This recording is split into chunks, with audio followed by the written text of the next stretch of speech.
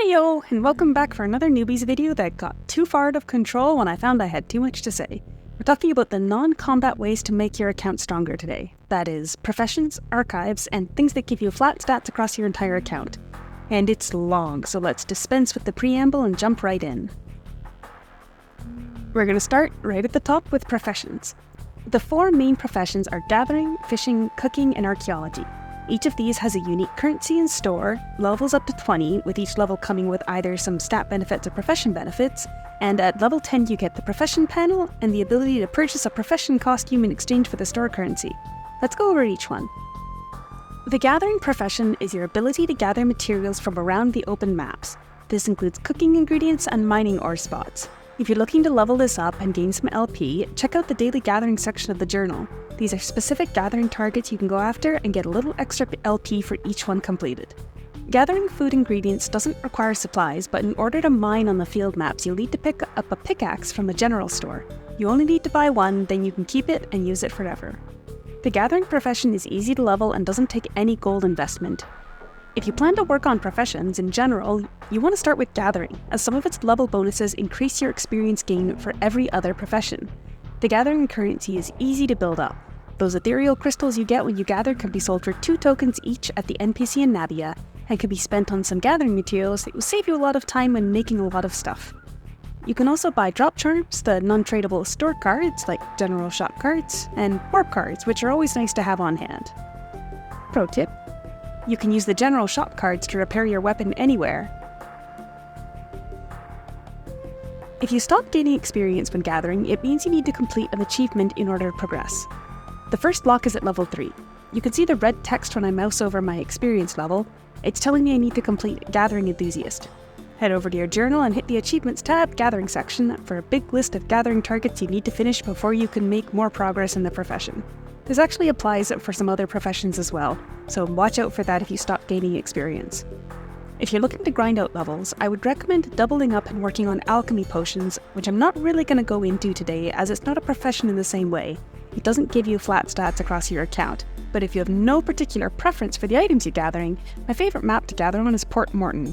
Start on the beach and gather up all the crabs, then head to the southern point to do the mining, and then head to Verdant Woods for the moonlight flowers. Then switch channel and repeat in reverse. There is a special pet for gathering, which you can get by completing the gathering dailies from the sheep NPC in Nabia next to the gathering store. These sheep will increase the amount of ethereal crystals you get while gathering, but watch out because you can only complete these dailies on characters that have not awakened yet.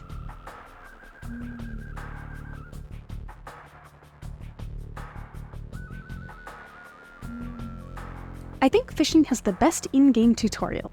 In fact, it makes you do 2 sets of tutorial quests for fishing if you want to clear out all of your journal quests, so I won't cover the kinds of fish much.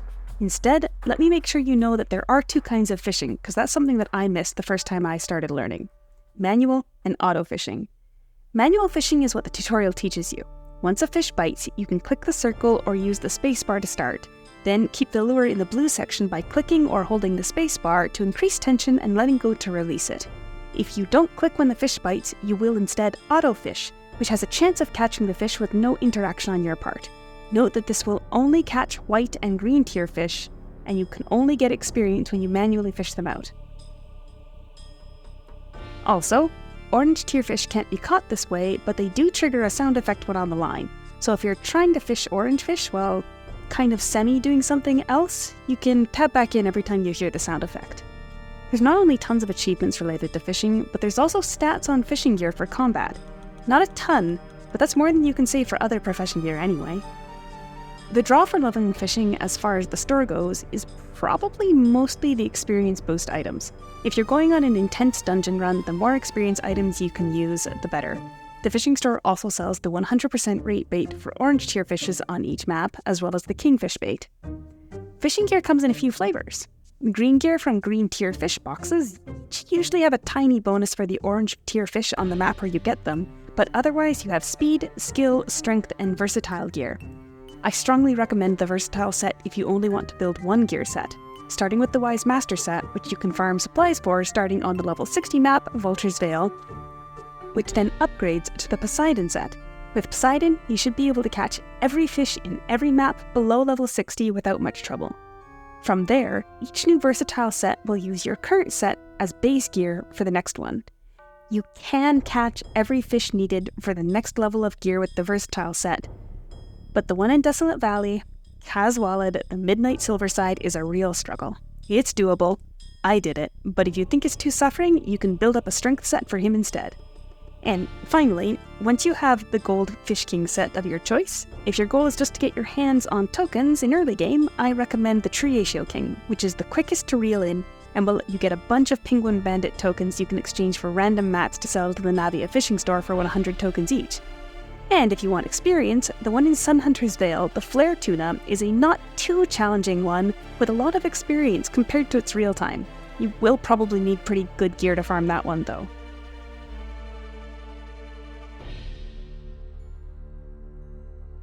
Pro tip for pro fishing people: if you summon an Eidolon before you cast out your line for a Fish King, you can use them to take down the Nebuchadnezzar Penguin's bandits without closing out of fishing. After the bandit spawns and the catching cutscene ends, when you're recasting, use the tab key to target the bandit, then right-click the aggressive Eidolon button to make them attack. If you're fishing around other people, you're 100% guaranteed to get a knife from all of your penguin bandits, no matter who or what kills your bandit, but there's only a partial chance you'll get one from somebody else's. For Archaeology, you need a permanent Archaeology pickaxe and a consumable identification kit which you equip. There is always an Archaeology NPC next to the areas where you dig that you can buy them from, and they spawn every day next to the current day's spots.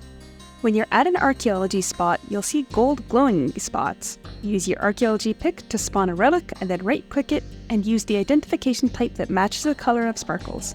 You can only complete 100 identifications per day, and it resets at midnight, which is also when the next day's spots will open, not 6 AM like the rest of the resets. Each type of sparkle has different specific items it drops depending on the map. You can reference the database to confirm which colored glow you should identify if you're looking for specific quality Archaeology items, like for Eidolon Wishes, but note that blue is the only one that drops map fragments and Wisdom of the Ancients on every single map. If you start identifying a spot, you will lose 1 durability on your ID kit whether or not you complete the ID or not.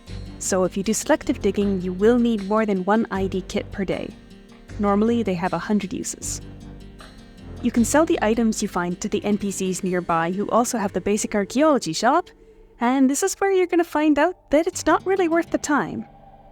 If we take a look at the store, the orbs are just experience books, the Jade of Beasts and Ancient Shells are +9 tier fortification items, the Ancient Dragon Fangs and Monster Coral are +20 fortification scrolls, Azure Glass and Rainbow Crystals are just Secret Stone Energy, Crystallized Energy or Eidolon Experience items, and the 2 emblems are good Eidolon stat food, but since we have more Gaia modes now, it's a lot easier to farm those, and not really worth the time it takes to do Archaeology. You can trade 10 map fragments to Vera in Navia for a map, or you can buy them for 1,000 Archaeology tokens as well. The only thing that I think you would really end up doing Archaeology for would be the Eidolon Abraxas or the Random Masteries. He's not a great Eidolon, but for collection's sake you probably want to get him at some point. However, he's also in the LP store in some Gaia mode, so it's not like he's fully locked behind Archaeology. Archaeology also has its own special dungeon called the Hall of Philae, where you can get the Eidolon Maja. It's a fun little exploration challenge in the Starstand Desert Dungeon, Ozyman Temple, and the power of ancients you'll rack up in there are exchangeable for Maja, cultural relic trophies, and some masteries. I have this footage here already, so if you're interested in a guide for each floor of the Hall of Philae, let me know. I can make that pretty quick. Ultimately, the most important thing to note about Archaeology is that it has the objectively best costume of all of the profession costumes, and no, I'm not taking any notes on that. Cooking is the only profession that will really give you any gateway to profit, but it can also get very pricey to level if your intention is to grind it.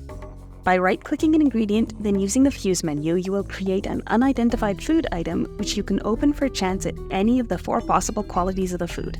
Doing it this way will not give you any cooking experience. If you want to level up cooking, you need to equip a cooking tool, then use the manual cooking button to start the cooking minigame. Pro tip: turn off your music. By playing the cooking minigame, you can control the quality of the item you get by clicking the bad ingredients to remove them and allowing the correct ingredients to reach the left side. By getting the bar completely full, You can get 2 of the top tier crafted food or drink item instead of just 1. Personally, I get really dizzy when I try to cook too much, so I do often buy food off other players rather than trying to make it myself when I'm buying in bulk. There are 3 kinds of cooking tools to enable manual cooking, and you can buy the basic version from any of the merchants that sell base food items, and the better versions from the cooking store in Navia. I strongly recommend using the knife. Slowing down ingredients as they scroll across is the most helpful buff in my opinion. You get cooking tokens by selling food to the Navia cooking store NPC to get those upgraded knives once you're high enough level. As you level up, it will get easier to cook high-tier foods since you'll get buffs like more extra correct items, each item counting for more, but you're not locked out of manual cooking higher-level items. It's just hard. And with too low gear level, you might not even be able to reach the gold tier, as the little indicators on the top of the quality bar will change position based on your gear.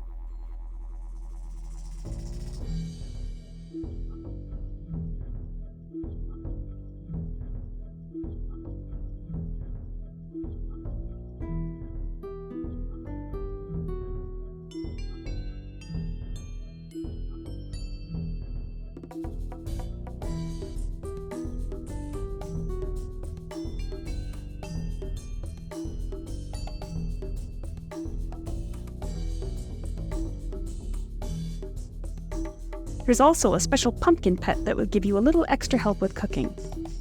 Just like the gathering pet, this is only available by doing the dailies that are available before awakening. You have a chance to get a green or orange quality pumpkin that has just little buffs that affect your cooking. If you want to farm these, remember, has to be before awakening. After the original 4 professions, there are 3 more levelable professions that were added. But they're not included in your profession screen in your profile. Their levels are listed elsewhere. Let's take a quick peek at them. To start, your housing and estate. Your house is your personal space to decorate with furniture. It has up to level 10 with mostly housing-related benefits on leveling, like access to more furniture recipes or ability to place more furniture. Personally, my favorite thing to do with my house is to decorate it with statues that you get from linking Eidolons. This isn't a tutorial on decorating because, as you can see, I'm not very good at it, but come check out my house if you like. Mine is open to all players to check anytime. But if you don't want people coming by, you can lock it up to make it your own private space. Some furniture has extra effects. For example, you can sit on your chairs, lay down in your bed, you can investigate your dresser to see your costume collection. The display plates allow you to show up your costumes and weapons, and the statues and dakimakuras of Tyr make you happy when you visit your home. Easy stuff. You unlock the estate when you get your house, which is a zone you can't decorate, but you can raise fish kings to grow them, and grow plants to help with cooking or Eidolon Wishes, which we're getting to. If you don't want to run around gathering them anyway. A dispatch system to get pets, and probably the most important feature, the otters.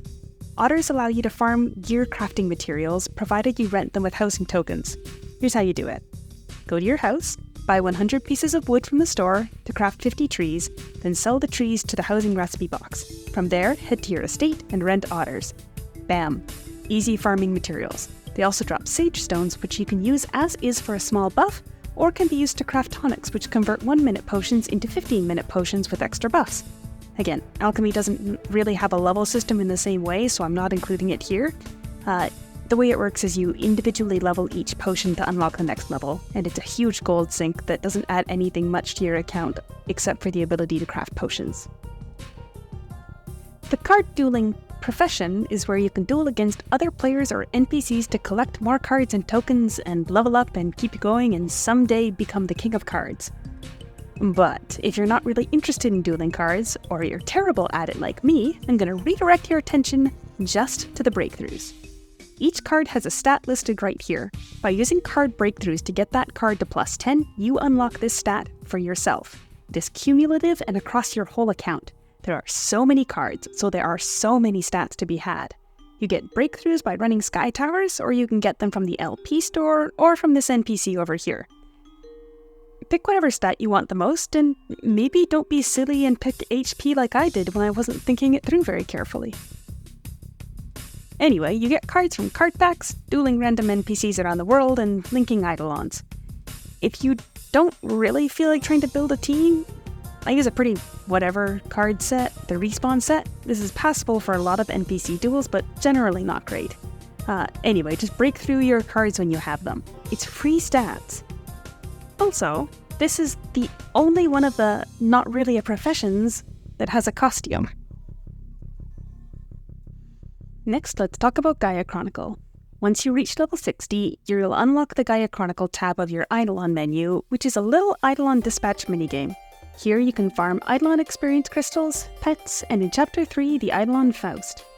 It's really just about your Eidolon stats, so if you can't pass a level with your strongest 3 until you unlock the second team, just come back later.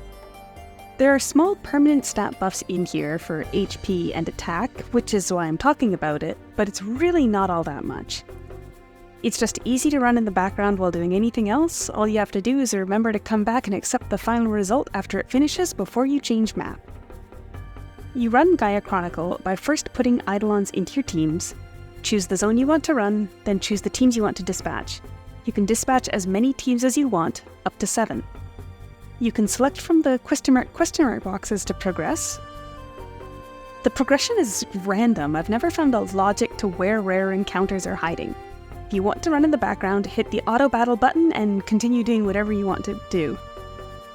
The fights themselves are auto battles anyway, but if you're doing it actively, you can speed them up by selecting the quick combat button once it starts. After you finish each round, you'll see your merit tokens have gone up, and you can head to Navia to trade them for various packs from the Chronicle NPC. There's, again, pets, Eidolon experience items, but also level 80 trophy recipes and accessory fortifications. And last note, the rewards listed along the bottom for number of checkpoints are for doing the same level a given number of times. You can see the current number of times you've done a level by mousing over it, and the presents are usually for 1, 5, 15, and 20 times. Next up, we're going to talk about archives, and this is where things get intense. Archives are the true endgame. Let's start with the one that everybody means when they say the word archive, the Eidolon archive. This is where you match sets of Eidolons and star them up to unlock stats for your account. There's also the points, which count up to unlock extra benefits, including presents in the mail or stats. This is a huge source of stats and buffs. Ideally, you want to identify the most important sets for your class and aim for them first. For example, good ones to aim for would be skill elemental damage for your main skill, detailed damage, pen, crit damage, and move speed is always nice. Once you have every Eidolon in the set, the first buff will unlock. Each subsequent level requires those Eidolons to all be 2-star, then 3-star, then 4-star. If you have your hands on an Eidolon that doesn't spawn in-game and you're thinking, oh no, I'll never get 4-star, it's a bit of a long game, but you can get fragments from linking them, so don't give up. If it's a good archive set, keep linking. Anyway, note that each level is cumulative, so if the 3-star match says 4% move speed and the 4-star match says 8% move speed, that means getting 4-starred gives you the total 12% move speed. But yeah, there is so much here, like so much. There's so many pages. So here's some recommendations. First off, if you have an Eidolon Exchange Voucher 1 and don't know what Eidolon to pick, Verdandi is an excellent choice. She only appears in one chest in the Sky Tower, and as a fragment, so it's not really farmable in-game, and she's the one that has the most archives of any Eidolon, 7 total sets. She has detail damage, move speed, damage taken reduction, dark skills, and pen archives. Yes, getting her alone isn't enough, but she's a key part of many archives, and if you don't have any other Voucher 1 Eidolons that you really want right away, you can't go wrong with her. For some free-to-play farmable sets, Dao-chan and Yumikaze have a crit damage archive, and they're both free-to-play farmable in Dungeons and Gaia. Indora, Muse, and Pandora is another good set with 12% detail damage, but Pandora doesn't spawn in Dungeons until S10, which is a little later in-game. Shirayuki, who you will get 1 key for from the cube and then can farm in Dungeons, and Hibi, who has a gossip level you can farm, join together to give you 9% more boss damage. Hermes, who you can get in Party Vault of Eternity, and Hades, who is in Gaia and has a gossip, can grant you 12% move speed. And in free-to-play farmable Eidolons, there's tons of elemental skill damage options, so just scroll through and check which sets work for your element and target those ones first. Next up is the Costume Archive. You can access this extensive costume storage right from your inventory, which is nice because you can change your fashion on the fly to stay fly, no matter the situation, but also because it comes with those free stats. This is probably a very overwhelming seeming archive, but you don't need any specific item to trigger the benefits. You just need to reach the collected numbers. Everything counts.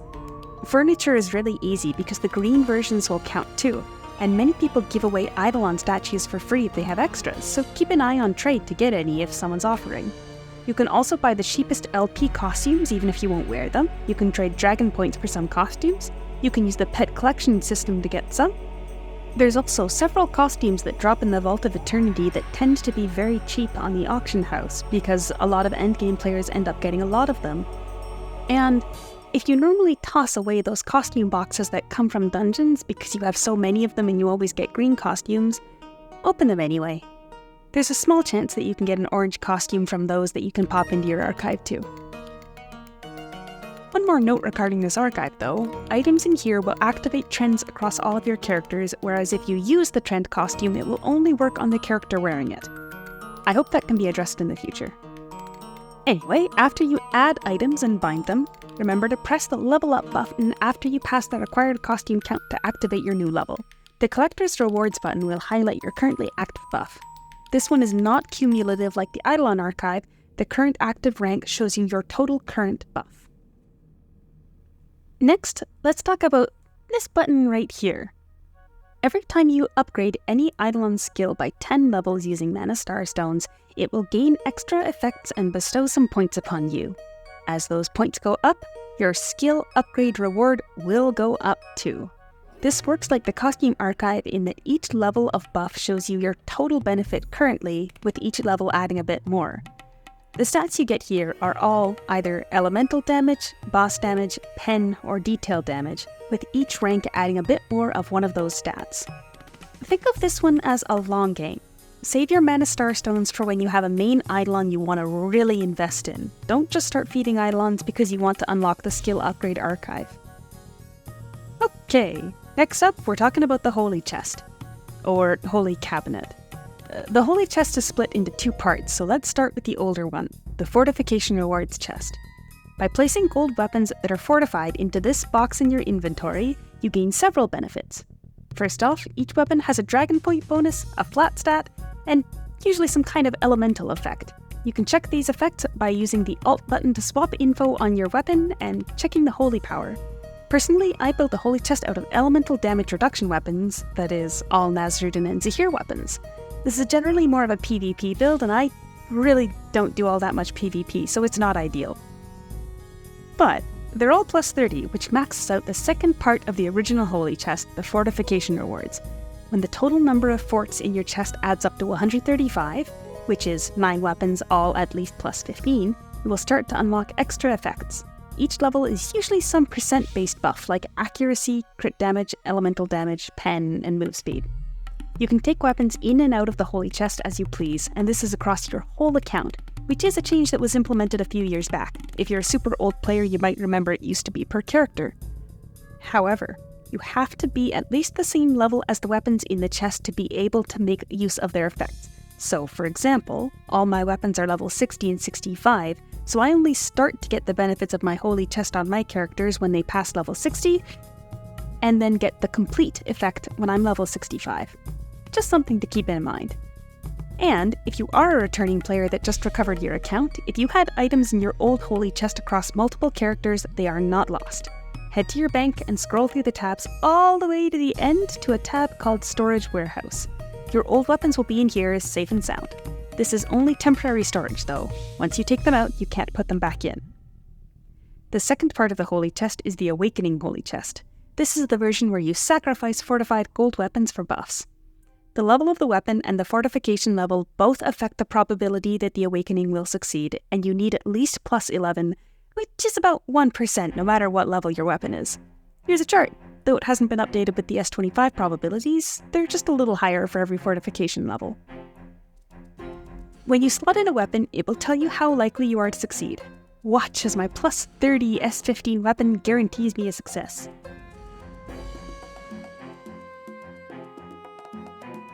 Yay! Meanwhile, this S25 plus 20 weapon is only 40% probability of success, and that's pretty sad for a lot of investment. But we can increase the chances by using Awakening Holy Chest Secret Stones. These were handed out in the patch bags from X Legend, which was those big present-filled boxes that were giving out goodies every 10 levels from 80 to S30 when the last patch dropped. By slotting them in here, they double the chances that my sacrifice will succeed. And thank heavens it did, because wow, that's a lot of investment lost, huh? Anyway, just like the Costume Archive, you will only get the currently highlighted chest benefit. Each level comes with flat stats and a buff that will appear for 5 seconds every time you attack. Unfortunately, the text listing the effects of the Holy Chest have been truncated on some levels, so you can't see the full effect. Specifically, this is level 11 to 30. As of 31, you can see the full effect again. You can use Google Translate on the Taiwan database version to see the actual effects. It sucks. It is what it is. The next topic I want to cover almost kind of sort of doesn't fit the bill for this video. It does require combat, and it isn't across your entire account. But I think it's still worth mentioning here because it is a huge amount of stats that you're missing out on if you don't know about it. Let's talk about Guardian Knights and marriage. Guardian Knights are like an upgraded form of friendship. Normally, running with friends will grant you a Dragon Point buff and experience buff equal to your friend level, and you level up as friends by gaining Dragon Points while in the same zone together, whether that's running dungeons or Sky Tower. But a Guardian Knight is even more than that. In order to start as a Guardian Knight, first add the player you want as a friend. On the friend list, you'll be able to see a button next to the intimacy level to send them a gift. When you first do the Intro to Guardian Knight system quest, you'll be given a bag of candies worth 60 bond points, which is exactly how much you need to start as level 1 Guardian Knights. After you use your candy up, you can complete the daily in Navia for a rose that you can give to your friend for 20 points per day, and sometimes there'll be special flowers on Paragon you can give your partner for 60 points as well. You can only gift one present to each player per day, so if you and a friend both give each other one rose, your second GK can be started on the second day when you hand over a third rose. The only restriction on Guardian Knightage is that you have to pick a character with the same height as yourself. Gender doesn't matter, and in fact you can change your gender in-game anytime you like as long as you're not playing a gender lock class like Star Collar or Nunchuck. But you may not GK one of the kiddos if you are not a kiddo. That's the rules, okay? Anyway, once you're at 60 bond, the option for Guardian Invite will appear when you right-click the other player. From that point on, completing Guardian Knight dailies or defeating bosses together will increase your bond level, allowing you to progress through 6 levels of Knightage. This makes running Gaia together an easy way to get your Guardian Knight level up fast. Each level of Guardian Knight will grant you 0.5% to all stats, except rank 4, which decreases the Guardian Knight store prices by 5%. And you can have a total of 4 Guardian Knights, at 2.5% to all stats for each one. 4 fully leveled Guardian Knights will give you 10% to all stats. And this isn't just when you're in a party together, these are just active when you're on your character. But that's not where this path ends. Once you're at level 6 Guardian Knight, you have the option to marry one of them. Marriage costs 100G and you get a cute cutscene. After you get married, you have access to 4 more levels. Level 7 gives you 5% move speed, 8 gives you 5% crit damage and crit damage cap, 9 gives you 10 armor for breaking blood armor shields, and 10 gives you 5% pen. Each one also gives you an extra skill, but most of them are pretty unusable in my opinion. Personally, I think only Endless Love, which will teleport you to wherever your marriage pal is really usable. Doesn't work if they're in a dungeon though. Back in the day when I was farming multiple Fish Kings on the same day, I had my partner stand at the next Fish King spot for me, then once I finished at one, I would teleport them and be ready to keep on fishing. Side note, when you talk to Oak to book the marriage chapel, he'll actually tell you that the chibis and boys can't get married. But thank you very much to Plinko for your assistance on this. After a very intense grind, I can confirm that yes, kids can get married in this game, which is a very weird thing to confirm and be happy about. Next up, let's talk about titles. By doing achievements and obtaining titles, you can gain stats that add up over time. Not every title has stats, but achievements will always at least give you LP, so it's not nothing. Anyway, each title that has stats will also have a level where they become active. You can see it listed in the title's description. They will also only show one stat in the title list, but some titles include more than one stat. You can check this on the database if you want to make sure. Note that very few add speed or defense. Those are the hardest to farm up. Usually it's the really tough ones that increase all stats, like the World Boss titles, the Nightmare titles, but also the Dimensional Hall Crystal titles. You get the Dimension Hall crystals from all Dimension Halls under level 100, and they can be shared across characters. Exchange them at any Dimension Hall NPC for any title. Each one is 10 to all stats, allowing you to get up to 50 if you farm them all.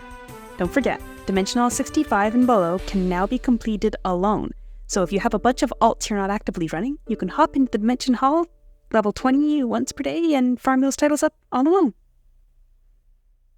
Next up, Eidolon Wishes. This is another thing that you're going to want to slowly grind out over time. Each Eidolon has 6 sets of items for you to gather up and hand over to get your hands on some permanent stats. These items vary wildly, everything from PvP gear to random gathering items. You'll basically need to be ready to do every profession to complete these. Each wish will grant just a little bit of flat stats, and when you first start, it's not much, but it does add up over time. The skills bonus button will open a window that shows you the total amount of stats you have from wishes so far, and check it out. That's a lot of stats that I get without having to improve my gear. Also, let's say you have archaeology items in a wish and you really don't want to do any digging. Those Eidolon wishing coins listed on the side can be used instead of the items listed, and you can get Eidolon wishing coins in-game from the Eidolon researcher Navia. The Eidolon coins come from selling excess fragments to him. You might not have a lot of excess Eidolon fragments in early game, but you will in late game, I guarantee it.